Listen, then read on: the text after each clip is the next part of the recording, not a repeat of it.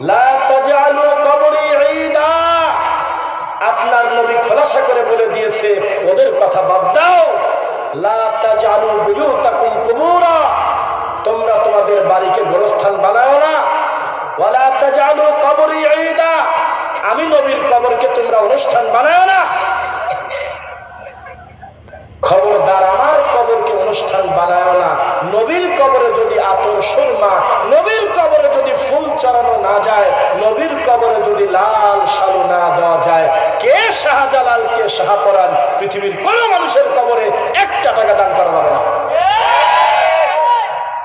আল্লাহর নবী বলতেছে কি, সাহাবীরা জানো একটা মাছির কারণে একজন জান্নাতি আর একজন জাহান্নামী। সাহাবায়ে কিরাম তাকায় বলে, আল্লাহর নবী বলেন কি, তার মাছি? আর এই মাছির কারণে জান্নাতি জাহান্নামী বুঝলাম না। বলে যে 2 জন মানুষ একটা গ্রামের পাশ দিয়ে যাচ্ছিল, সেই গ্রামে একটা পীর ফকিরের দরগা ছিল, খানকা ছিল, শিরকের আস্তানা ছিল, মন্দির ছিল, যে নামেই বলেন না কেন। আমাদের কাছে দুর্গার দরগা এক, বোঝা কি যাচ্ছে? নাম ভিন্ন কিন্তু দুর্গার দরগা আমাদের কাছে হুবহু এক। আমাদের কাছে পীর যেমন, এক একটা হিন্দুদের দেবতা তেমন। আপনার রাগ করলে আমার কিছু করার নেই, কারণ প্রত্যেকটা পীর হলো আল্লাহ এবং বান্দার মাঝখানে মধ্যস্থতা দালাল হিসেবে রয়েছে, যাতে সরাসরি বান্দা আল্লাহ হতে না পারে। তো তারপরে খানকার কাছ দিয়ে মাজারের কাছ দিয়ে যখন যাচ্ছে, মাজারের খাদেম বলতেছে, কই রে, দাঁড়া, কোথায় যাচ্ছ?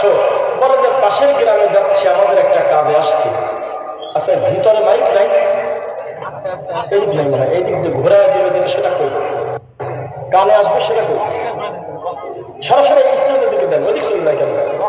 একবার আমাদের মুখামুখি দেন, ঘুরে দেন, এখন ঘুরে দেন, এখন ওদিক দেন, একবার কাছে নিয়ে আসেন, যা 2 জন ধরে নিয়ে আসেন। কোথায় যাচ্ছ? তো বলে যে আমরা যাচ্ছি পাশের গ্রামে কাজ আছে। জানো না এটা মাজার? জানো না এটা একটা ঠাকুর শুয়ে আছে আল্লাহওয়ালা লোক? কি করা যায়? টাকা দাও। টাকা নাই। সোনা দাও, নাই। কিছু একটা দাও। আল্লাহর কসম কিছুই নাই।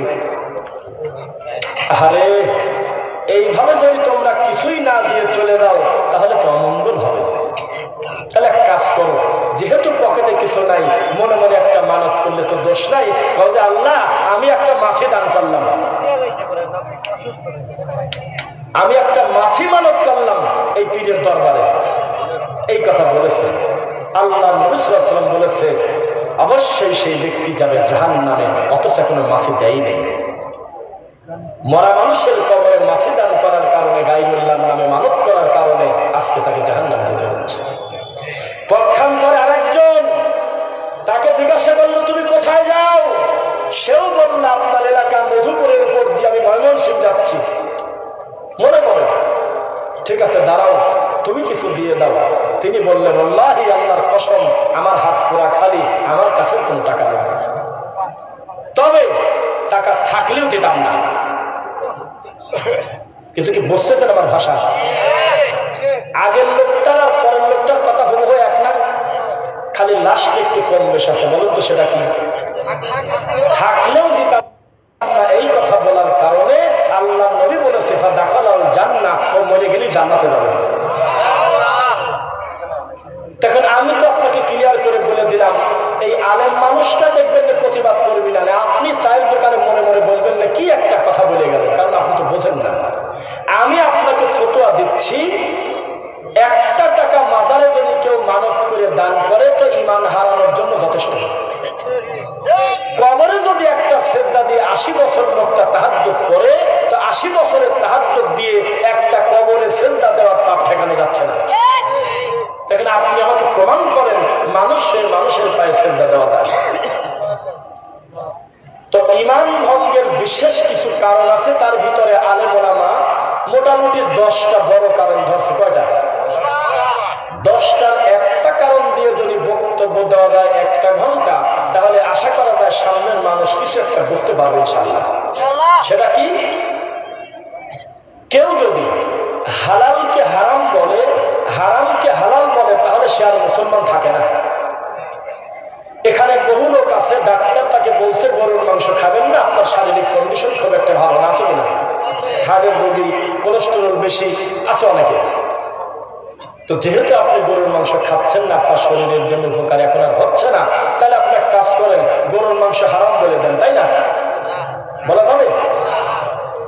এখানে বহু লোক আছে যারা আপনারা পাঙ্গাস মাছ পছন্দ করেন না, খান না। তো যেহেতু আপনার গন্ধ লাগে, খারাপ লাগে, তাহলে আপনি বলে দেন পরিবারের উপরে যে শোনো, পাঙ্গাস মাছ কিন্তু হারাম, পারবেন বলতে? বহু মানুষ আছে আপনারা কাঁকড়া কোনোদিন খান নাই, কাঁকড়া খাইছেন কারা কারা? একটু মনে চাচ্ছে হাত ওখান বলতে। আরে হাসেন কেন? 4-5 জন কাঁকড়া খাইছে। আমি খুব একটা খাইনি, তবে প্রথম যেদিন শুরু করছে সেদিন 22টা খাইছি। তো কাঁকড়া একটা হালাল খাদ্য, অরুচি মানুষের হতেই পারে, কারণ দেখতে কেমন জানে লাগে, মরা পর্যন্ত খায়েন না, শরীয়ত আপনাকে বাধ্য করে নাই, সকল হালাল আপনি খেতে বাধ্য না। কিন্তু একবার যদি মুখ দিয়ে বলেন ওটা মাকরু, ওটা খাওয়া যাবে না, সি সি সি সি সি, এই একটা খাওয়ার জিনিস, তাহলে আপনি আর ইমানদার থাকলেন না। জোরে আমিন বলা নবীর সুন্নাহ। কেউ যদি না বলে তার নামাজের কোনো ক্ষতি হবে, কোনো ইমাম তা বলে নাই, কোনো মুহাদ্দিস লেখে নাই যে আমিন যদি কেউ আসতে বলে লোকটার নামাজ হবে না, এমন কথা কোনো হাদিসের কিতাবে আমরা পাইনি। পায়ের সাথে পাও মিলালে বানাল্লাহু লাহু বাইতান ফিল জান্নাহ, দুইজন ব্যক্তির মাঝখানের ফাঁকা জায়গা পূরণ করার কারণে জান্নাতে তার জন্য ঘর তৈরি হয়। সুবহানাল্লাহ। কিন্তু বিপরীতে এমন কোনো হাদিস দুনিয়াতে নাই যে পাও না মিলালে লোকটার পাপ হচ্ছে, বড় অন্যায় হচ্ছে, এই কথা নাই। কেউ যদি মুহাম্মদ সাল্লাল্লাহু আলাইহি সাল্লামের এই দুইটা সুন্নাহ আমল না করে, তাহলে আমরা কোনোদিন তাকে কাফের বলি নাই, কারণ এটা একটা নবীর সুন্নাতি আমল। কিন্তু একটা লোক আমিন বলে না জোরে, কিন্তু তার সামনে একটা লোক জোরে আমিন বলার কারণে উনি নাক শিরকায় বলতেছে, দেখছো, এই দেখো হাবি, এই দেখো লামাযাবি, এই দেখো ইহুদির দালাল, কেউ আমিন বলে না, একেবারে ওই জোরে আমিন বলে ডিস্টার্ব করলো। তাহলে মুহাম্মদ সাল্লাল্লাহু আলাইহি ওয়াসাল্লামের ফতোয়া অনুযায়ী আপনার মুসলমান না। আপনি আপনার মসজিদে পায়ের সাথে পা না মিলানোটাই প্রতিষ্ঠিত, কেউ মিলায় না, ফাঁকা ফাঁকা দাঁড়ায়। তা আমি আর আমার এক ভাই আপনার এলাকায় বেড়াতে এসে পায়ের সাথে পা মিলায় নামাজ পড়ছি। তা আপনার কাছে একটু উল্টা উল্টা লাগছে, এইটা আবার কেমন? তো নামাজের পরে আপনি বললেন যে এরা হলো ফেতনাবাজ, ব্যঙ্গ করলেন যে মিয়া পায়ের সাথে পা লাগায় নামাজ পড়ে এবার জায়গা দাঁড়ানো, এইভাবে একটু কটু কথা বলে দিলেন। তাহলে আল্লাহর নবীর হাদিস অনুযায়ী আপনি আর মুসলমান থাকলেন না, কারণ বিষয়টা ছিল একটা সুন্নাতি আমল, কিন্তু আপনি কটূক্তি করার কারণে এটা ঈমান ভঙ্গের একটা কারণ হয়ে গেছে, কারণ এই কর্মটা আমার নবীর সুন্নাহ। গায়রিল মাগদুবি আলাইহিম ওয়ালাদ-দাল্লিন বলার পরে আমিন বলতে হয়। প্রমাণ, নবী বলেছে তোমাদের মুখের দুইটা জিনিস ইহুদিরা সহ্য করতে পারে না, যারা ফিলিস্তিন মুসলিমদেরকে ধরে মারতেছে। আঘাত লাগে না?